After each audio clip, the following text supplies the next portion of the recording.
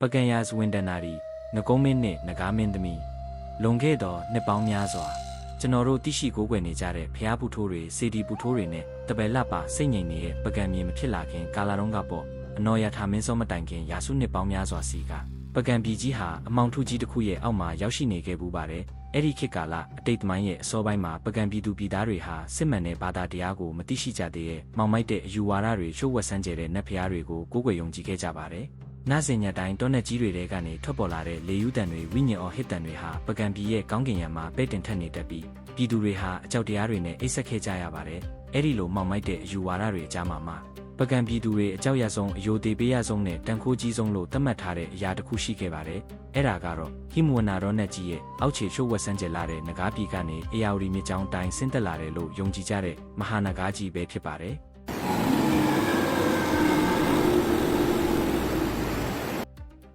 ်ဒဏ္ဍာရီတွေရဲ့အဆိုအရအဲ့ဒီနဂါးကြီးဟာအမျက်ဒေါသထွက်လာပြီဆိုရင်ကောင်းကင်ပြကြီးကိုမောင်မိုက်သွားစေနိုင်တဲ့အထိမိုးတက်မုန်တိုင်းတွေကိုထန်စေတယ်လို့ဆိုကြပါတယ်လျှက်စီးတွေဖြက်လက်ပြီးမိုးကျင်းတန်တွေကဘာမြေတစ်ခုလုံးတုံဟဲသွားတဲ့အခါပကံပြည်သူတွေဟာနဂါးကြီးရဲ့အမျက်ဒေါသကိုကြောက်လုံးလို့အိမ်တကားတွေကိုပိတ်ကာဖျားတိုင်တီးပြီးတုံရင်နေခဲ့ကြရပါတယ်နဂါးကြီးအမျက်ရှင်အေယာဝတီမြစ်ရည်တွေကိုတဟုန်ထိုးရှင်တက်စေပြီးပြည်သူတွေအပင်ပန်းခံစိုက်ပျိုးထားတဲ့လေယာခင်းတွေတခွားခင်းတွေနဲ့အိုးအိမ်ဆောက်အုံတွေကိုခါချင်းအတွင်းရေအောက်ရောက်သွားအောင်ဖျက်ဆီးပစ်တတ်ပါတယ်တိုင်းပြည်မှာငမုတ်ခေါင်းပါးပေးတွေဆိုက်ရောက်အောင်ကယောဂါဆိုးတွေထူပြောအောင်လုပ်နိုင်တဲ့တန်ခိုးရှိတယ်လို့ယုံကြည်ကြတဲ့အတွက်ပကံပြည်ရဲ့မင်းနဲ့တကွာပြည်သူတွေဟာနဂါးကြီးရဲ့ဘေးရန်ကနေလွတ်ကင်းဖို့တိုင်းပြည်တာယာဝပြောဖို့အတွက်နှစ်စဉ်နှစ်တိုင်းကြီးကျယ်ခမ်းနားလုံးနဲ့ရစ်ပူစောပွဲတွေကို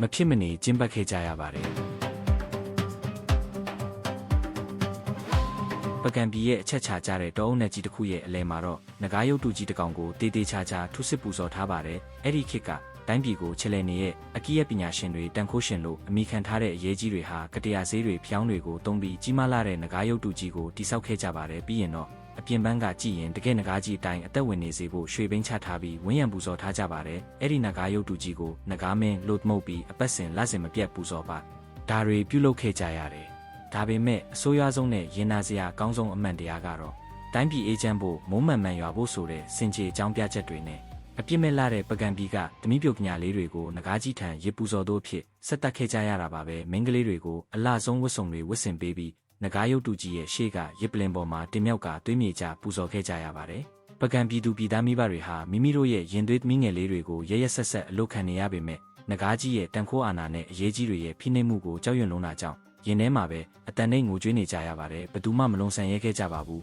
တိုင်းပြည်တစ်ခုလုံးဟာလှပတလောက်အကြောက်တရားတွေရက်စက်မှုတွေနဲ့မှောင်မိုက်နေခဲ့ရပါတယ်ဒီလိုမျိုးသွေးဆုံးနေတဲ့အယူဝါဒဆိုးကြီးကပကံပြည်ကိုဘယ်ချိန်ထိဝါမြို့နေဦးမှာလဲပြည်သူတွေရဲ့မျက်ရည်တွေကိုဘသူကလာရောက်တုတ်တင်ပေးမှာလဲဆိုတာကတော့ယဉ်နှင်းစရာကောင်းလာတဲ့ပကံပြည်ရဲ့ရှို့ဝှက်ချက်အမှောင်ရိပ်တစ်ခုပဲချစ်ပါတော့တယ်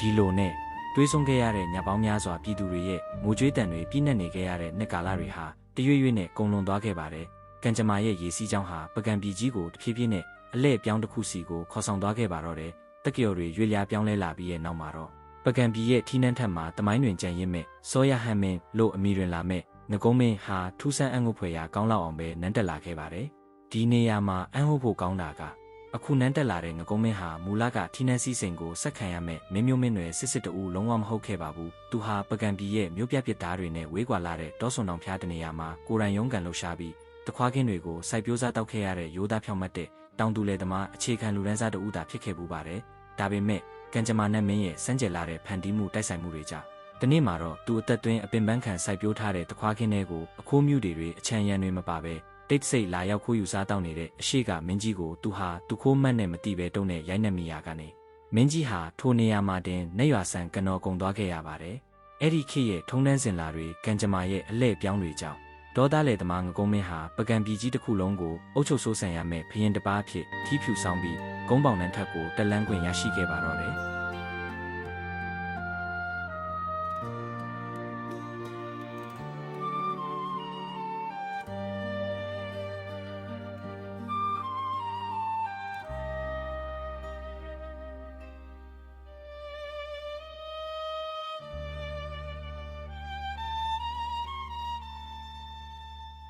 ငကုံးမင်းဟာနန်းတော်ကြီးရဲ့ရွှေပလင်ထက်မှာထိုင်နေရပေမဲ့သူ့ရဲ့နှလုံးသားကတော့ စီးစိမ်တွေကြားမှာရင်မှုမသွားခဲ့ပါဘူးသူဟာမူလကဆင်းရဲသားလယ်သမားတဦးဖြစ်ခဲ့ဘူးတာမို့ပကံပြည်သူပြည်သားတွေရဲ့အောက်ခြေဘဝဆင်းရဲဒုက္ခတွေကိုတခြားသောမင်းကြီးမင်းသားတွေထပ်ပို့ပြီးတော့အသေးစိတ်ကောင်းကောင်းကြီးနားလည်စာနာတတ်သူဖြစ်ပါတယ်နန်းတွင်ထဲကကုန်းကောက်တပိုးတွေစီးစိမ်အုံဆောင်တွေထက်ပြည်သူတွေရဲ့ရင်ထဲကပူလောင်မှုတွေကိုပဲသူအမြဲတမ်းငဲ့ညာကြည့်ရှုနေခဲ့တယ်အထူးဖြင့်တိုင်းပြည်အေဂျင့်ဖို့ဆိုတဲ့အကြောင်းပြချက်နဲ့အရေးကြီးတွေကအပြစ်မဲ့တဲ့မိန်းကလေးငယ်တွေကိုငကားကြီးထံရရဆက်ဆက်ဒီစပူဇော်နေရတဲ့သွေးဆုံးတဲ့စနစ်ဆိုးကြီးကိုငကုံးမင်းဟာရင်ထဲကနေပြင်းပြင်းထန်ထန်ကိုမုန်းတီးရွံရှာနေခဲ့တာဖြစ်ပါတယ်သူဟာညစဉ်ညတိုင်းနန်းတော်ဆောင်ရဲ့လေသာဆောင်မှာရဲရင်ပြည်သူတွေရဲ့အတန်နှိမ်ကိုကြွေးတန်တွေကိုကြားနေရတယ်လို့ခံစားနေရပါတယ်ငါဟာတစ်ချိန်ကလယ်သမားတစ်ယောက်ဖြစ်ခဲ့တဲ့အခုတော့ပြည်သူတွေကငါ့ကိုအားကိုးပြီးဘရင်ဖြစ်တင်မြှောက်ထားကြပြီးငါရဲ့တာဝန်ကပြည်သူတွေရဲ့အသက်အိုးအိမ်စီးစိမ်ကိုကာကွယ်ဆောင်ရှောက်ဖို့ပဲချေရမယ်တန်ခိုးအာဏာရှိလာကြည်ရဲ့ဆိုတဲ့ငကားကြီးကြောင့်ငါရဲ့အပြစ်မဲ့တဲ့ပြည်သူတွေမိဘတွေရဲ့မျက်ရည်တွေကဘာမြေပေါ်ကိုနောက်ထပ်ဘယ်တော့မှမကျစေရဘူးလို့ငကုံးမင်းဟာသူ့ရဲ့နှလုံးသားထဲမှာခိုင်မာလုံးတဲ့တနိဋ္ဌံကြီးကိုတိတ်တဆိတ်ချမှတ်လိုက်ပါတော့တယ်ဒါပေမဲ့အခြေအနေတွေကမင်းကြီးစဉ်းစားသလိုလွယ်ကူမနေခဲ့ပါဘူးတိုင်းပြည်ရဲ့ကဏ္ဍအသီးသီးကိုနှစ်ပေါင်းများစွာကြာအောင်ချဲ့လဲမင်းမှုပြီးအာဏာပြတ်လာခဲ့ကြတဲ့အယူမအရေးကြီးတွေနဲ့ငကားကိုးကွယ်သူအုပ်စုတွေဟာအင်အားအရန်ကြီးမားလုံးနေစေပါပဲသူတို့ဟာအတစ်တက်လာတဲ့လက်သမားဘရင်ငကုံးမင်းကိုကလန့်ကနောက်ကနေဖိအားတွေအမျိုးမျိုးပေးလာကြပါတယ်အရှင်မင်းကြီးငကားမင်းကိုအချိန်မှန်မှန်မပူဇော်ဘူးဆိုရင်တိုင်းပြည်မှာမိုးခေါင်လိမ့်မယ်ကဲ့ရောဂါတွေကြာရောက်ပြီးပကံပြည်ကြီးပျက်စီးသွားလိမ့်မယ်လို့မင်းကြီးရဲ့နားထဲကိုနေ့စဉ်ရက်ဆက်ချင်းချောက်ဝင်ရောက်ပြောဆိုနေကြပါတယ်နောက်တစ်ကြိမ်ကြီးကျယ်ခမ်းနားတဲ့ငကားရစ်ပူဇော်ပွဲကျင်းပဖို့ရပ်ပိုင်းခြားဟာလည်းတဖြည်းဖြည်းနဲ့အသက်ရှူရကျက်လောက်အောင်နီးကပ်လို့လာနေခဲ့ပါပြီတိုင်းပြည်ထဲမှာလည်းရစ်ပူဇော်ခံရမဲ့သမီးပြိုလေးတွေရဲ့မိဘတွေဟာတောကမီးတွေတောက်လောင်နေကြရပါပြီဒီလိုတော့ကတွေဖိအားတွေကြားထဲကနေပဲငကုံးမင်းဟာတခုခုကိုပြက်ပြက်သားသားလှုပ်ဆောင်ဖို့ဆုံးဖြတ်လိုက်ပါတယ်အဲ့ဒါကတော့ပြည်သူတွေကိုချင်းချောက်နေတဲ့အဲ့ဒီမဟာနဂါကြီးဆိုတာတကယ်ပဲရှိနေတာလားဒါမှမဟုတ်ကလန့်ကနောက်ွယ်ကလူတွေရဲ့လက်ကွက်လားဆိုတာကိုကိုယ်တိုင်ကိုယ်ကြသိရှိနိုင်ဖို့အတွက်မြူနှင်းတွေဝေစာနေတတ်တဲ့လက်ကွယ်ညာတညမှာအေယာဝတီမြေကမ်းနားစီကိုဘသူ့ကိုမှအတိမပေးပဲအချမ်းရံတွေမပါပဲရှိုးဝတ်တိတ်စိတ်တွားရောက်စုံစမ်းစစ်ဆေးဖို့ရန်အတွက်အတိတ်ထံပြုကထွက်ခွာလာခဲ့ပါတော့တယ်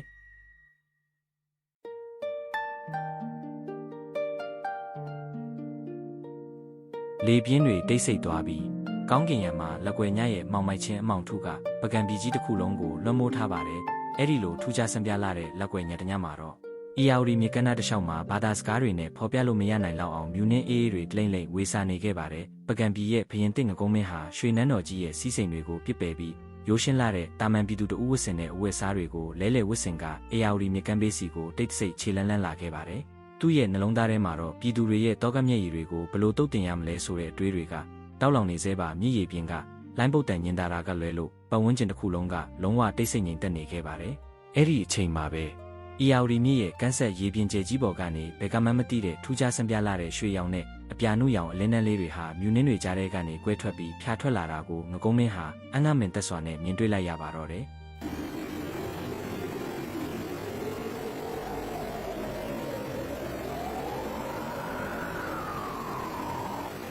မြူနှင်းဖြူဖြူတွေကြားထဲကနေတဖြည်းဖြည်းတိုးထွက်ပြီးမြေကန်းဆက်ကြောက်ဆောင်ပေါ်ကိုလန့်တက်လာခဲ့တာကတော့တာမန်လူသားမိန်းကလေးတဦးလုံးဝမဟုတ်ခဲ့ပါဘူးကဘာမြေပေါ်မှာရှိနေတဲ့ဘလိုပန်းချီဆရာမပုံဖော်လို့မရနိုင်လောက်အောင်ထူးခြားဆန်းပြတဲ့အလှပမျိုးရှိတဲ့မိန်းကလေးတယောက်ပါသူမရဲ့ဝတ်စုံဟာအေယာဝတီမြစ်ရဲ့ရေလိုင်းတွေလိုတွန့်လိပ်ပြီးတောက်ပနေပြီးသူမညင်ညင်သာသာရှောက်လန်းလိုက်တဲ့ခြေလန်းတိုင်းမှာလက်မင်းရဲ့အလင်းရောင်နဲ့ထိတွေ့သလိုရွှေရောင်နဲ့အစိမ်းရောင်အကြေးခွန်လေးတွေဟာသူမရဲ့အသားရည်ပေါ်မှာတစ်ဖြက်ဖြက်လင်းလက်သွားသလိုခံစားရပါတယ်သူမကတော့လူသားတွေနေ့စဉ်ရက်ဆက်ချင်းချောက်ခံနေရတယ်ဆိုတဲ့ရေအောက်ကဘာရဲ့ရှိုးဝက်ဆန်းကျလာတဲ့နဂါမင်းသမီးအစ်စ်အမှန်ပဲချစ်ပါတော့တယ်ငကုံးမင်းဟာနေရာမှာတင်ကြောက်ရွံ့တရုပ်လိုမင်းတက်ပြီးကြည်နေမိတယ်သူတသက်မှာဒီလိုလာပါပြီးတန်ခိုးရှိန်ဝါရှိတဲ့တတဝါမျိုးကိုတခါမှမမြင်ဘူးခဲ့ပါဘူးနဂါမင်းသမီးဟာလည်းသူမရဲ့ရှေ့မှာမတက်ရက်နေတဲ့ငကုံးမင်းကိုမြင်တဲ့အခါမှာထိတ်လန့်ပြီးမြည်ရည်တဲ့ပြန်လည်ငုံရှိုးသွားခြင်းမရှိပဲနတ်မောင်ပြီးအေးချမ်းလာတဲ့သူမရဲ့မျက်ဝန်းစုံနဲ့ငကုံးမင်းကိုစိုက်ကြည့်နေခဲ့ပါတယ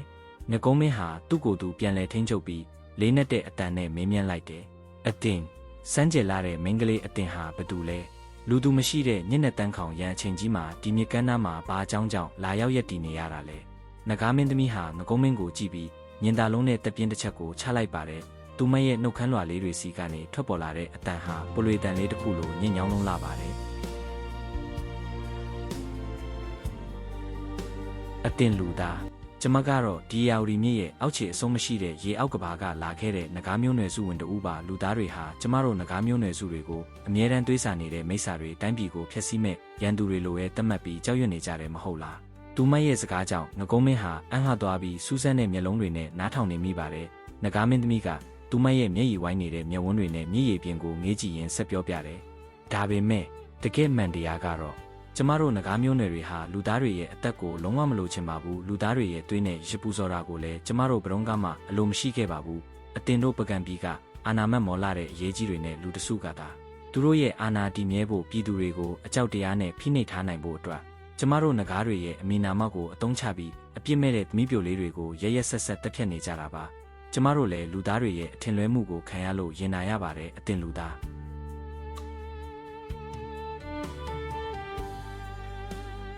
ဒီစကားကိုကြားလိုက်ရတဲ့အခါမှာတော့ငကုံးမင်းရဲ့ရင်ထဲမှာမိုးကြိုးပစ်ချလိုက်လို့အကြီးကျယ်တုန်လှုပ်သွားခဲ့ရပါတော့တယ်။နှစ်ပေါင်းများစွာကြာအောင်ပကံပြည်သူတွေကိုငိုကြွေးစေခဲ့တဲ့သမီးပြိုလေးတွေရဲ့အသက်ကိုနှုတ်ယူနေတဲ့တကယ့်တရားခံရန်သူဆိုးကြီးဟာနဂါးကြီးမဟုတ်ပဲကိုကျိုးရှာပြီးရက်ဆက်နေကြတဲ့ကက်လန့်ကနောက်ွယ်ကလူသားချင်းချင်းအယူမားစနစ်ဆိုးကြီးဆိုတာကိုငကုံးမင်းဟာကွင်းကွင်းကွက်ကွက်ကြီးသဘောပေါက်နားလည်သွားခဲ့ပါတော့တယ်။မောင်မိုက်တဲ့မြေကမ်းဆက်မှာမတူညီတဲ့ကဘာနှစ်ခုကတတဝါနှစ်ဦးဟာတဦးကိုတဦးစိုက်ကြည့်ရင်ပကံပြည်ရဲ့ကံကြမ္မာကိုပြောင်းလဲပစ်မဲ့ချိုးဝက်ချက်ကြီးတစ်ခုကိုအတူတကွပိုင်ဆိုင်သွားခဲ့ကြပါပြီ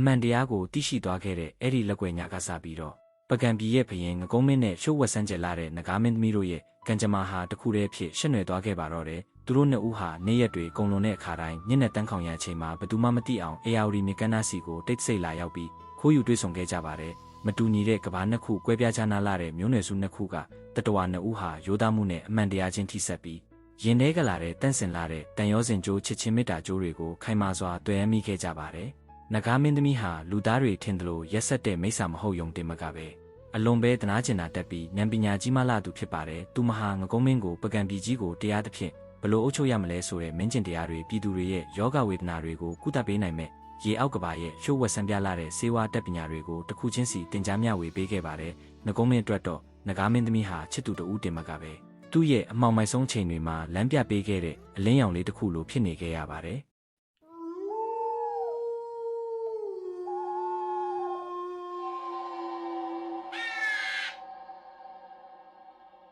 ဒါပေမဲ့ဒေါနက်ထဲကပျော်စရာကောင်းတဲ့ရှိုးဝက်နှစ်ရက်တွေဟာတိတ်ပြီးတော့ရေရှိမခံခဲ့ပါဘူးပကံနန်းတွင်းကိုကလန့်ကနောက်ွယ်ကနေအမြဲတမ်းစောင့်ကြည့်နေကြတဲ့အရေးကြီးတွေနဲ့နဂါးကိုးကွယ်သူအုပ်စုတွေဟာမင်းကြီးရဲ့ထူးဆန်းတဲ့အပြုအမူတွေကိုဖြည်းဖြည်းနဲ့ရိပ်မိလာကြပါတယ်မင်းကြီးဟာရပူစော်ပွဲအတွက်စိတ်အားထက်သန်ခြင်းမရှိတာညတိုင်းနန်းတော်ကနေရှိုးဝက်ထွက်ခွာသွားတာတွေကိုသူတို့စုံစမ်းသိရှိသွားကြတဲ့အခါမှာတော့အာနာလက်လို့ရမှာကြောက်တဲ့အရေးကြီးတွေဟာအကွက်ကြကြပြည့်ရစင်ကြပါတော့တယ်သူတို့ဟာပကံပြည်သူတွေကြားထဲကိုသွားပြီးအခုတက်လာတဲ့လယ်သမားဘရင်ငကုံးမင်းဟာနဂါးမင်းကိုပူဇော်ဖို့ညှင်းဆန်နေတယ်ဒါဟာနဂါးမင်းကိုစော်ကားတာပဲမကြခင်နဂါးမင်းအမျက်ထွက်ပြီးပကံပြည်ကြီးတစ်ခုလုံးကိုရေလွှမ်းလို့ပျက်စီးသွားအောင်လုပ်တော့မယ်ဆိုပြီးကောလာဟလတွေကိုဖြန့်ဝေကပြည်သူတွေကိုတွေးထိုးလုံးဆော်ကြပါတယ်ပြည်သူတွေဟာအကြောက်တရားတွေဖုံးလွှမ်းပြီးနန်းတော်ရှိမှလာရောက်ဆန္ဒပြအော်ဟစ်ကြတဲ့အထိတိုင်းပြည်ကြီးဟာတစ်စနဲ့တစ်စမငြိမ်မသက်ဖြစ်လာခဲ့ရပါတယ်ခြေနေတွေဟာအဆိုးရွားဆုံးကိုရောက်ရှိလာတဲ့ညတညမှာတော့နဂါးမင်းသမီးဟာအေယာဝတီမြေကမ်းနားမှာငကုံးမင်းကိုမျက်ရည်တွေဝိုင်းလျက်နဲ့စောင့်ကြိုနေခဲ့ပါတယ်သူမဟာတိုင်းပြည်ရဲ့အခြေအနေကိုသိရှိသွားခဲ့ပါပြီ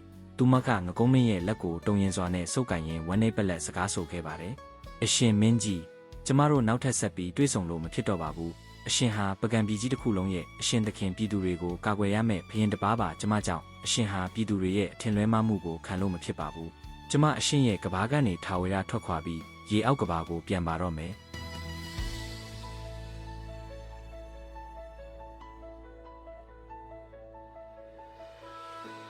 ငကုံးမင်းဟာရင်ဘတ်တစ်ခုလုံးကွဲအမတက်နာကျင်ခံစားရပေမဲ့တိုင်းပြည်အတွက်မို့လို့မျက်ရည်ကိုအောင်ဤထားခဲ့ရပါတယ်နဂါးမင်းသမီးကသူမရဲ့လေပင်ကနေလင်းလက်တောက်ပနေတဲ့ပူတီတကုံးကိုချွတ်ပြီးငကုံးမင်းရဲ့လက်ထဲကိုထည့်ပေးလိုက်ပါတယ်အရှင်ဒါဟာကျမတို့နဂါးမျိုးနွယ်တွေရဲ့အသက်ဖြစ်တဲ့နဂါးနိုင်ပူတီပါအရှင်ကိုအနေရပြုမဲ့မိစ္ဆာယူဝါဒတွေကိုနှိမ်နှင်းဖို့နဲ့အရှင်ရဲ့အသက်ကိုကာကွယ်ဖို့အတွက်ဒါကိုပေးခဲ့ပါမယ်တိုင်းပြည်ကိုအုပ်ချုပ်တဲ့အခါဘလို့ဖိအားတွေပဲရှိရှိ ကျမတို့အတူတူရှာဖွေခဲ့တဲ့တစ္ဆာတရားကိုပဲလက်ကင်ထားပြီးအမှန်တရားဘက်ကရက်တီပေးပါ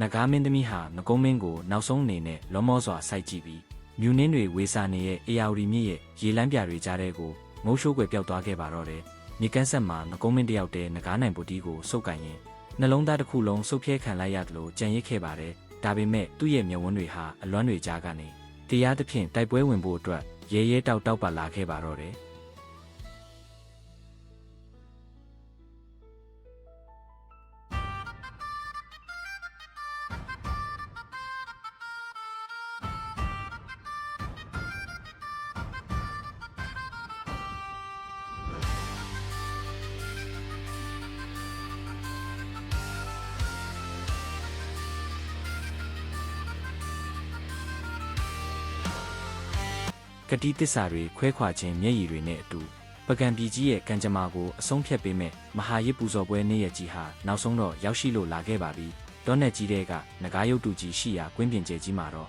လေတုတစ်ခုလုံးဟာမိခုံးငွေတွေအမွှေးနှံတာနှံတွေနဲ့မုန်းကျက်လို့နေပါတယ်အာနာမက်မော်လာတဲ့အရေးကြီးတွေနဲ့နဂါကိုးကွယ်သူအုပ်စုတွေဟာဝတ်ကောင်းစားလာတွေဝတ်ဆင်ထားပြီးရစ်ပူဇော်ခံရမဲ့အပြစ်မဲ့တဲ့သမီးပြိုလေးတွေကိုရစ်ပလင်ပေါ်တင်မြောက်ဖို့ပြင်ဆင်နေကြပါပြီဘေးပတ်ပတ်လည်မှာရှိနေတဲ့ပကံပြည်သူပြည်သားထောင်တောင်းမကတဲ့လူအုပ်ကြီးကတော့ကြောက်ရွံ့လုံးလို့တုံရင်ရင်သမီးငယ်လေးတွေရဲ့မိဘတွေကတော့ရင်ဘက်ကိုထူစီးလို့ငိုကြွေးနေကြပါတယ်အဲ့ဒီအချိန်မှာပဲအချံရံစစ်တီတော်အပြည့်စုံတဲ့အတူကြီးမားလာတဲ့အရှိန်ဝါရဲရဲတောက်နေတဲ့မျက်ဝန်းစုံကိုပိုင်ဆိုင်ထားတဲ့အရှင်မင်းကြီးစောရဟန်မင်းခေါ်ငကုံးမင်းဟာရစ်ပွဲချင်းပါနေရရင်ပြင်စီကိုရဲဝံ့ပြတ်သားစွာနဲ့ကျွလန်းဝင်ရောက်လာခဲ့ပါတော့တယ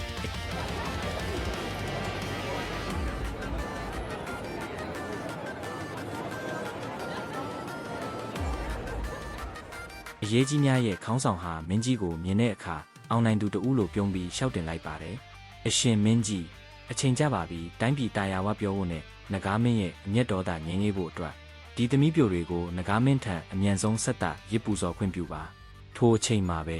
ငကုံးမင်းဟာရစ်ပလင်ပေါ်ကိုဒေါသကြီးလန့်တက်လိုက်ပြီးသူ့ရဲ့လက်ထဲမှာစုပ်ကင်ထားတဲ့နဂါမင်းသမီးပေးခဲ့တဲ့လင်းလက်တောက်ပနေတဲ့နဂါနိုင်ပုတီကိုကောင်းကင်ရန်စီကိုမြောက်ပြလိုက်ပါတော့တယ်ပုတီတော်စီကနေထွက်ပေါ်လာတဲ့ဆူရှက်လာတဲ့အလင်းနှန်းကြောင့်ရင်ပြင်တစ်ခုလုံးကလူတွေဟာမျက်စိချင်းဆက်ပြီးအနာမင်တက်သွားကြရတယ်။ငကုံးမင်းဟာကွင်းပြင်တစ်ခုလုံးပဲ့တင်ထက်သွားအောင်ထစ်ချုံတဲ့အတန်ကြီးနဲ့ကြွေးကြော်လိုက်ပါတယ်။ပကံပြည်သူပြည်သားပေါင်းတို့အားလုံးငြိမ်သက်ပြီးငါစကားကိုတေးသေးချာချာနားထောင်ကြစမ်းငါတို့နှစ်ပေါင်းများစွာကြောက်ရွံ့ကိုးကွယ်လာခဲ့ရတယ်။လူသားတွေရဲ့အသက်ကိုသွေးဆာနေရဆိုတဲ့မဟာနာဂါကြီးဆိုတာတကယ်တော့ဒီကဘာပေါ်မှာလုံးဝမရှိဘူးအဲ့ဒီနာဂါဆိုတာငါတို့ရဲ့အကြောက်တရားကိုအတုံးချပြီးကိုကြိုးရှာအာနာတီမြဲအောင်လုပ်နေတဲ့ဒီရှိကအရေးကြီးတွေရဲ့ရက်ဆက်လာတဲ့လက်ကွက်တက်တက်တာဖြစ်တယ်။အရေးကြီးတွေဟာမျက်နှာပြတ်သွားပြီးမင်းကြီးဟာနဂါမင်းကိုစော်ကားနေပြီ။နဂါမင်းအမျက်ထွက်ပြီးတိုင်းပြည်ကိုဖျက်ဆီးတော့မယ်။မင်းကြီးကိုဖမ်းကြဆိုပြီးလူအုပ်ကိုသွေးထိုးလုံဆော်ဖို့စ조사ကြပါတယ်။ဒါပေမဲ့ငကုံးမင်းကအခွင့်အရေးမပေးတော့ပါဘူး။သူဟာနဂါမင်းသမီးတင် जा ပေးခဲ့တဲ့ရှုပ်ဝက်ချက်တွေအတိုင်းရွှေဘိန်းချထားတဲ့နဂါရုပ်တုကြီးရဲ့အတွင်းထဲမှာအရေးကြီးတွေရှုပ်ဝက်ထည့်သွင်းထားတဲ့ဆေးဝါးတွေမိခိုးငွေတွေထွက်အောင်လုပ်ထားတဲ့လက်ကွက်တွေကို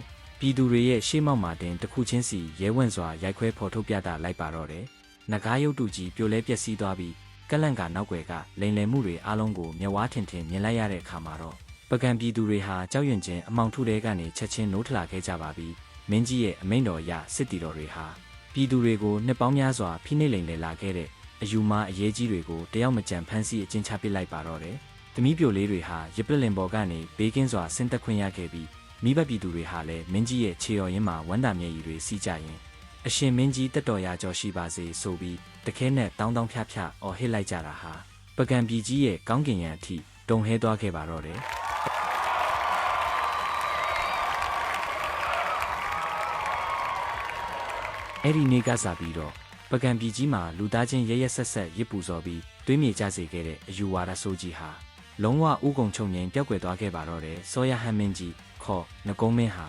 ဒေါသလေသမားဘဝကနေတက်လာခဲ့ပေမဲ့ပကံပြည်ကိုတရားသဖြင့်ကယူနာတရားပြည်နဲ့နှစ်ပေါင်းများစွာကြာအောင်အေဂျင့်တာယာစွာအုပ်ချုပ်ဆိုးဆန်သွားခဲ့ပါတယ်မင်းကြီးဟာသူ့ကိုအမှန်တရားတွေလမ်းပြပေးခဲ့ပြီးတိုင်းပြည်ကိုကာကွယ်ဖို့နဂါးနိုင်ပုတီပေးခဲ့တယ်အီယာဝတီမြစ်အောက်ခြေကနဂါးမင်းသမီးကိုလည်းထာဝရတတိယအောက်မေ့တဲ့အနေနဲ့ပကံပြည်ရဲ့နေရာအနှံ့ပြားမှာဆန်နီနာကအဆက်ရှိတဲ့အထိမ့်မှတ်ရုပ်တုတွေငကားပုံစံကနုတ်လင်္ကာတွေကိုထည့်သွင်းထုစစ်စေခဲ့တယ်လို့မြမရာဇဝင်တမိုင်းကျမ်းဆောင်ဆောင်ကဆိုကြပါတယ်။ဒါကတော့ရိုးသားမှုနဲ့စတင်ခဲ့ပြီးချစ်ချင်းမေတ္တာဂတိတစ္ဆာတရားတွေနဲ့ အကြောက်တရားအမောင်ထုကြီးကိုအောင်နိုင်က